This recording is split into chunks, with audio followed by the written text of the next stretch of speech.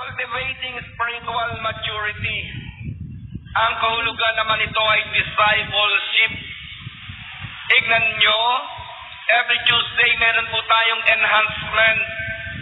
At hindi lamang dapat second Tuesday narito tayong lahat. Dapat Tuesday, inaanyahan po tayo ng Panginoon sa pamamagitan ng ating servant leader. Bakit? Ang araw po ng Tuesday ay itinalaga ng Panginoon upang lumago ang manggagawa sa upasan na ito. Nasundan ninyo ako mga kapatid? Ang ikatlo po ay discipleship. Ang ikaapat, contributing something back o ibig sabihin, ministry.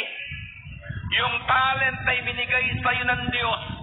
Yung kausayang ibinigay sa iyo ng Diyos upang mag-coordinate sa gawain. Yung financial blessing na Bigo!